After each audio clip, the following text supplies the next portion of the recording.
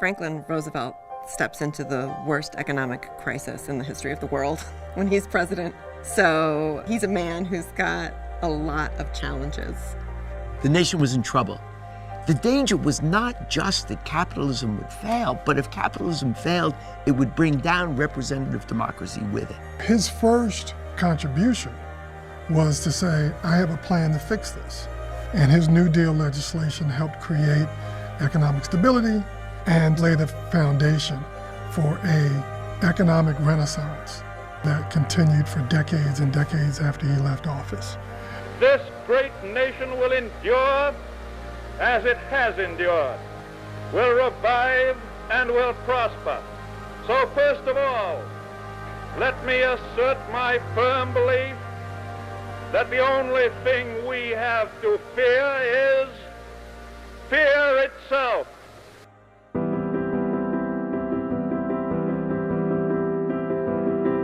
The second great crisis that Roosevelt faces is World War II. He realizes very early on that the U.S. will get involved in this war.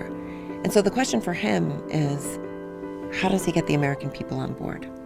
What made Franklin Roosevelt a great leader was his visionary ability to make the case for his ideas. I want to talk with you about a number of subjects that directly affect the future of the United States. President Roosevelt came in at the right time to take advantage of this new technology called radio that could broadcast his voice all over the country, and was able to use that tool to win over voters.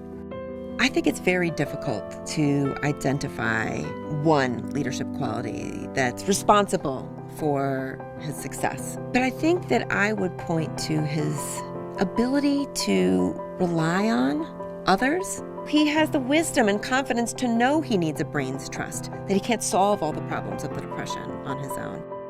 He looked all over the country, and he brought to Washington the smartest people he could find.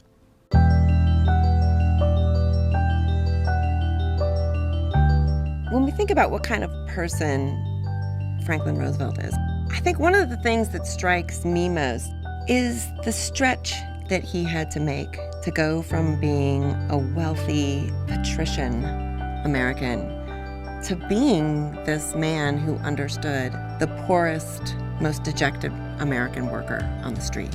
And to have them think, to believe that he understands them.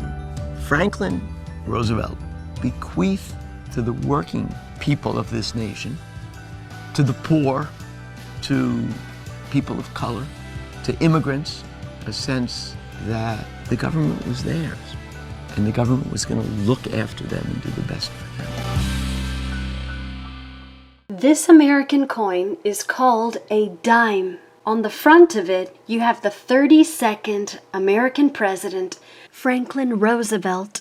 On the back of the coin, there is a torch in the middle, which stands for freedom, just like the Statue of Liberty has a torch. To the left side of the torch, we have an olive branch. In an ancient story, long ago, we are told that a dove brought over in its beak a branch from an olive tree, and the person who saw it understood that it meant peace. On the right side of the torch, you are seeing an oak branch, which represents strength, because an oak tree is massive in stature, and oak trees go beyond 300 years of age, which is what Franklin Roosevelt, the American president at that time, wanted for our country: liberty, peace, and strength, which is what he was able to achieve for Americans when he was president. In a time when there was so much to worry about, I guess not much has changed. There he is. 1 dime. Each one is worth 10 cents. Let's count it together.